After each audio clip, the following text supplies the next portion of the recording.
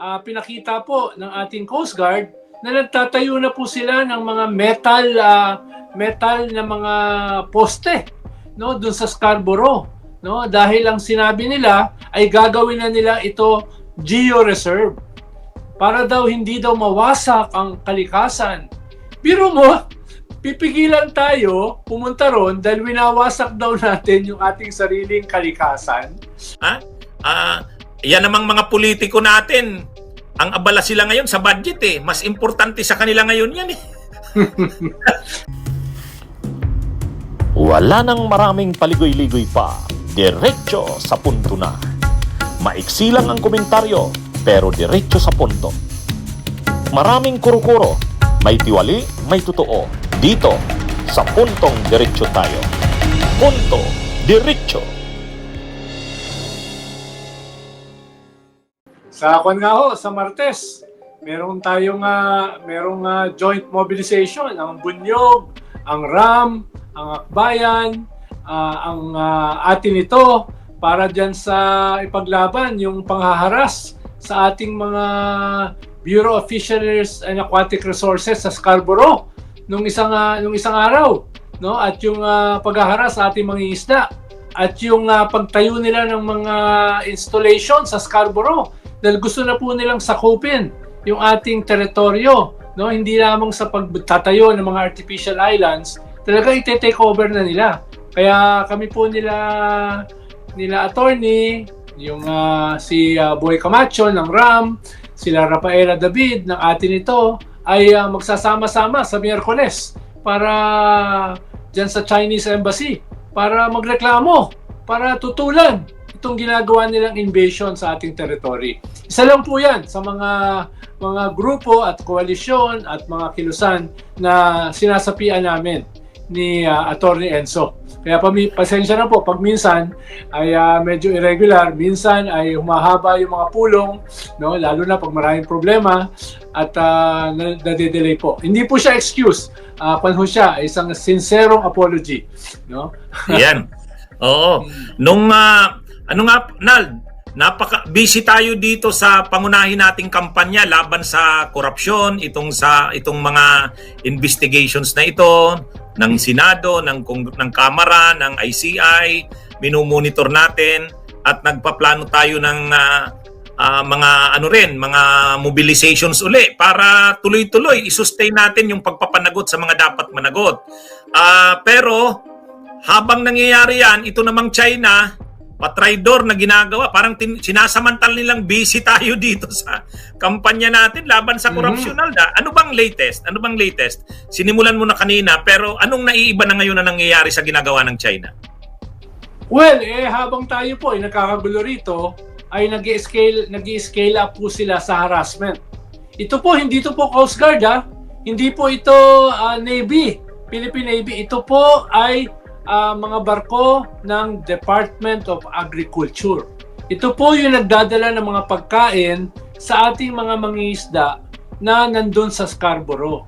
Nagdadala ng gasolina, pagkain, gamot, no? Sila po yung bilunggo at sila po yung hinaharas, no? At kasunod po niyan, mismo yung mga mangingisda mismo hinaharas, halos sagasaan nitong mga Coast Guard ng China.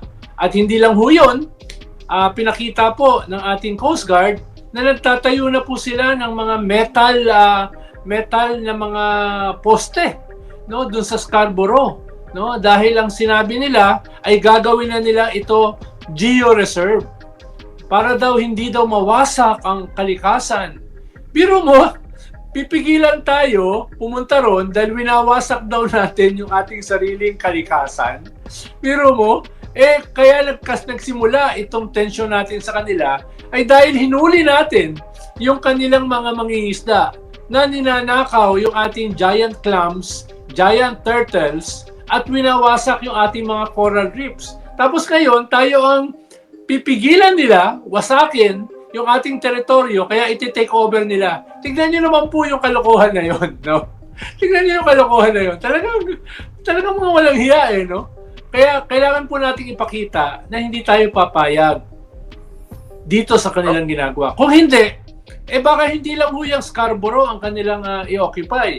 baka mismo yung Zambales, mismo yung Palawan, mismo yung Sulu, no? Mismo yung palapit ng palapit sa ating lupa, no? At dapat po hindi na natin payagan yan. Kaya sa Martes ay magkakaroon po ng pagkilo sa Chinese Embassy itong aming mga organisasyon, no? Para ipamuka sa mga Chinese na hindi kami basta-basta papayag na yan ay mangyari. Kahit kami ay mas mahina, kahit kami ay mas mahirap kaya sa kanila. Kahit ho tayo ay mas maliit, kaya naman natin makapuwing. No? Kaya yun Tsaka po ano yung ating talaga, gagawin. alam nyo mga kabunyog, mga kababayan, alam nyo nung May 2024 yon yata, yung inorganize nila Ronald na atin ito coalition, kasama kami doon, nag-participate Scarborough. ang bunyog. Ako mismo ang sumama doon sa papunta sana kami ng Scarborough sa Masinloc, Baho de Masinloc. Galing kami ng Masinloc sa Zambales. Pero alam nyo na, isang mula umaga pag nagbabiyahe kami sa gitna, pagdating sa gitna nung gabi, tumigil muna kami nung maghapon na mga 5 PM. Hindi kami sabi ng kapit ng pandagat, huwag tayong umabante. Magpa-umaga tayo dito, bukas na tayo magpatuloy. Mula 5 PM tumigil na kami. Ang ginawa ng mga kasama namin, mga mangingisda, nagtapon sila ng lambat. Sila ng lambat. Sabi nila bukas ng umaga, iano natin yung lambat na yan, titingnan natin kung may huli tayo. Alam mo, nung pagsikat ng araw ng umaga the following day, Ang dami. Grabe ang huli. Ang daming isda. Dami talaga palang isda dyan sa West Philippine Sea. At talagang magagandang klase ng isda. Tapos ang ginawa namin, doon ka talaga makagawa ng yung kilaw. Yung kinilaw na isda na alam mong fresh, na malinis. Sariwang-sariwa. Kaya talagang hindi natin pwedeng payagan na hindi ipaglaban yan. Ang yaman ng ating ng West Philippine Sea. At saka ang humarap sa inyo ron, yung biggest Coast Guard ship ng China. Ang tawag nila, the Monster Ship. Naalala mo yun, attorney? Yun yung pinakamalaking Coast Guard vessel ng China. Sa buong China. Yun ang humarang sa inyo. Tapos, gano'ng kaliit yung inyong mga bangka? Maraming maliliit na sasakyang pandagat ang dala namin. Kaya pero ang ganda naman nung maliit yung dala naming sasakyang mabilis yung maneuver namin Mabilis yung maneuver. Pero nandun naman yung Coast Guard natin noon, nakaantabay din sa amin. Pero talagang linapitan kami nung Coast Guard ng China, mga ilang meters lang yun pero inaabangan talaga nila kami kung tutuloy talaga kami sa Scarborough noon. Kaya medyo tensyonado yung sitwasyon. Pero yun nga, ang sinasabi ni Ronald, may ibang nangyayari ngayon na naobserbahan. Nakita ko yung mga post ni Commodore J. Tariela Unang-una yung yellow na buya, yung boy. Bago daw yun Hindi gano'n, walang gano'n. Saka yung mga bakal. Yung mga bakal nga. Oo. Mukhang talagang plano na ng China na Actually, exclusive economic zone natin yan. I-easy natin. Ngayon, nagtuturo ako ngayon ng Constitutional Law 1. Ang una kaagad na topic namin, national territory. Pag diniscuss mo yung national territory, dinidescribe mo yung territorial sea, yung contiguous zone, tapos yung exclusive economic zone. Iba-iba dyan yung ating rights and powers in jurisdiction. Sa territorial sea, mayroon tayong full jurisdiction dyan, absolute sovereignty tayo dyan, pati criminal sa atin yan. Pagdating sa contiguous zone, medyo nababawasan, wala na tayong criminal jurisdiction, mga na lang yan, customs, sanitation. Pagdating sa exclusive economic zone, wala na tayong customs, sanitation, ibig sabihin pwede nang dumaan dyan yung mga barko ng dayuhan. Yes, pwede silang dumaan, pero yung exploration and development niyan sa atin. Ngayon, parang ang gagawin ng China, sila yung magde-develop, magtatayo sila ng geo-reserve. Talagang ito, hindi na pwede to. Kung dadaan lang naman sila dyan, walang problema kahit nga mangisda yung mangingisda nila, pwede rin naman pagbigyan eh. Pero yung i-claim na nila at magtatayo na sila yung sinasabi mong ganon na At GU tayo reserve. itataboy.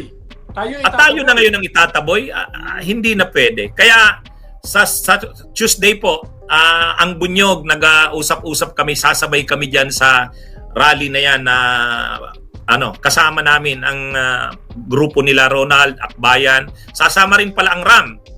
So, lahat tayo na mga patriotic, makabayan na mamamayang Pilipino, dapat talaga wag nating pabayaan ang issue ng West Philippine Sea. Kaya kahit napaka-busy natin dito sa issue ng korupsyon, dito sa mga issue ng flood control, mga anomalyang ito, wag nating kalimutan. Iniisahan tayo ng China eh.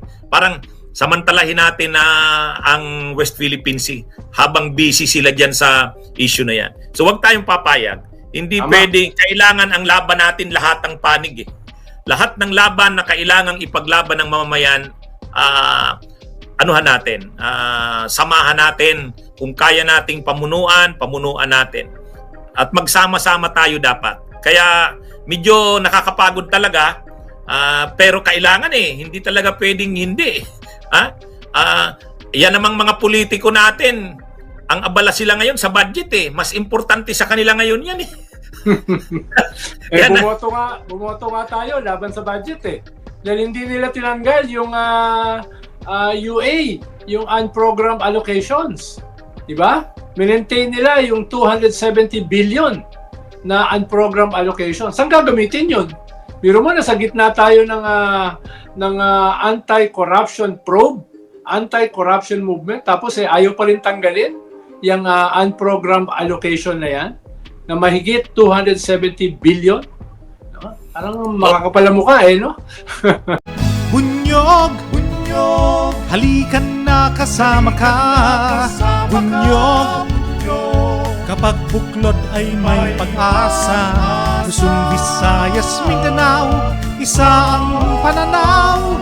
Sa bagong Pilipinas ang bunyog isisigaw. Bunyog.